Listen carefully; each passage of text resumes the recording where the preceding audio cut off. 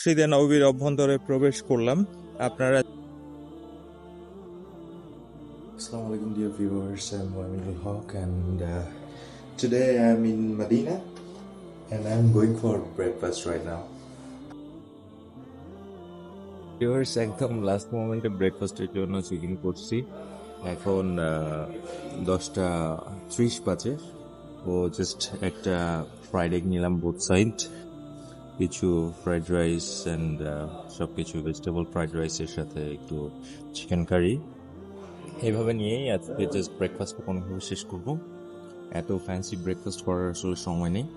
So ব্রেকফাস্টটা শেষ করে নামাজ পড়ার প্ল্যান আছে অ্যান্ড হচ্ছে একটা ব্লগ তৈরি করতে হবে। সব কিছু মিলে এখন জোহরের আজান অলরেডি দিয়ে দিয়েছে, আপনারা শুনতে পাচ্ছেন জোহরের আজান।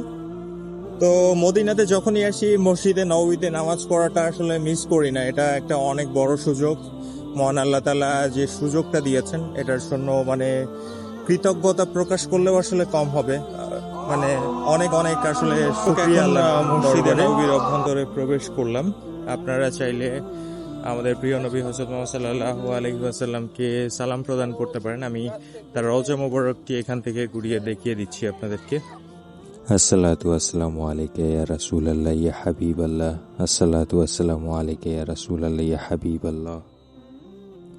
চলুন আমরা আপনাদের সাথে কথা বলতে বলতে মসজিদে নববীর অভ্যন্তরে প্রবেশ করি এবং এখানে জোহরের নামাজ আদায় করব। আমার মনে হয় প্রতিটি মুসলমানের জন্য একটা অন্যরকম সৌভাগ্যের বিষয় এই মসজিদে নববীতে আসা এবং এখানে নামাজ আদায় করা। যাই হোক, আমি এখানে ভেতরে ঢুকতে ঢুকতে আপনাদের সাথে কিছু কথা শেয়ার করতে চাই, যেটা আমি প্রায় সময়ই মসজিদে নববীতে আসলে আমার মনে হয়। এখানে যখন নামাজ আদায় করি, যখন ইমাম সাহেবের কণ্ঠে তিলাওয়াত শুনি, পুরো মসজিদে যখন সেটি প্রতিধ্বনিত হয়, তখন মনে হয় যেন পৃথিবীর সমস্ত ক্লান্তি আর ব্যস্ততা এক মুহূর্তে এসে থমকে গেছে। মদিনা শুধু একটি শহর নয়, এটি ইসলামের ইতিহাস, ঐতিহ্য আর ভালোবাসার এক জীবন্ত দলিল। এই শহরের প্রতিটি ধূলিকণায় মিশে আছে প্রিয় নবী হযরত মুহাম্মদ সাল্লাল্লাহু আলাইহি ওয়াসাল্লাম এবং তার সাহাবীদের স্মৃতি। হিজরতের পর এই মদিনাই হয়ে উঠেছিল ইসলামের মূল কেন্দ্রবিন্দু।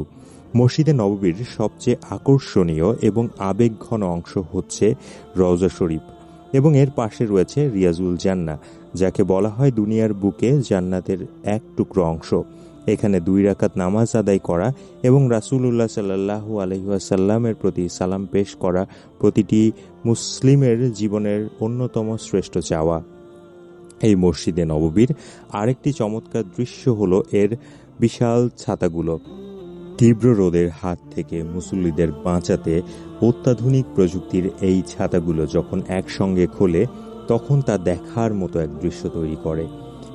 তো সুপ্রিয় দর্শক, আমি যখন এই ভিডিওটি ধারণ করেছিলাম সেটা ছিল 26 তারিখ, অর্থাৎ ঈদুল আজহার আগের দিন। সৌদি আরবিয়াতে ঈদুল আজহার 27 তারিখে পালিত হয়েছিল। যাই হোক, আমি তখন এই ভিডিওটি ধারণ করেছিলাম এবং হজ চলাকালীন অবস্থায়, যেহেতু এই সময়টাতে ঈদুল আজহার আগে যত হাজিরা আছেন তারা সবাই মক্কাতে গমন করেন, যে কারণে আরাফার সময়ে একদমই মদিনাতে লোক সমাগম খুবই কম থাকে। তারপরেও দেখুন এখানে স্থানীয় মানুষ এবং যারা রয়েছে সেই সংখ্যাটাও কত বেশি পরিমাণে। আমরা এখন হযরত মুহাম্মদ সাল্লাল্লাহু আলাইহি ওয়াসাল্লামের রওজা মোবারকে প্রবেশ করব এবং তাকে সালাম দেবার চেষ্টা করব। তো আমি তার রওজা মোবারকের অভ্যন্তরে প্রবেশ করছি। হাতের বামের দিকে যে অংশটা রয়েছে এটাকে বলা হয় হচ্ছে রিয়াজুল জান্নাহ, যেটাকে বলা হয় জান্নাতের এক টুকরো অংশ। তো আমরা এগিয়ে যাচ্ছি এবং হযরত মুহাম্মদ সাল্লাল্লাহু আলাইহি ওয়াসাল্লামকে সালাম প্রদান করব ইনশাআল্লাহ। আমার সাথে আপনারাও হযরত মুহাম্মদ সাল্লাল্লাহু আলাইহি ওয়াসাল্লাম, আমাদের প্রিয় নবী, তাকে সালাম প্রদান করতে পারেন। আসসালাতু আসসালামু আলাইকা ইয়া রাসূলুল্লাহ ইয়া হাবিবাল্লাহ।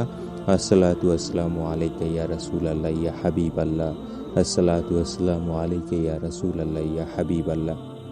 যাই হোক সুপ্রিয় দর্শক, নামাজ এবং রওজা শরীফে সালাম প্রদান শেষে আমি আজকের ভিডিওটি এখান থেকে শেষ করব। তবে শেষ করবার পূর্বে আপনি যদি আমার চ্যানেলের ভিডিও দেখে থাকেন তবে সাবস্ক্রাইব করে পাশে থাকতে একদমই ভুলবেন না। যদি ফেসবুকে দেখেন তবে ফলো করবেন এবং ভিডিওগুলো শেয়ার করবেন। এই সকল ভিডিও শেয়ার করবার মাধ্যমে কিন্তু আপনি অন্য আরও 5-10 জন মানুষকে দেখবার সুযোগ করে দিতে পারেন। আর এই সকল জায়গা আসা এবং এই সকল জায়গা দেখার ইচ্ছা কিন্তু প্রতিটি মুসলিমের থাকে। তো দয়া করে শেয়ার করবেন এবং ভালো থাকবেন, সাপোর্ট করে পাশে থাকতে একদমই ভুলবেন না। মোহামিনুল হক ছিলাম এত সময় আপনার সাথে।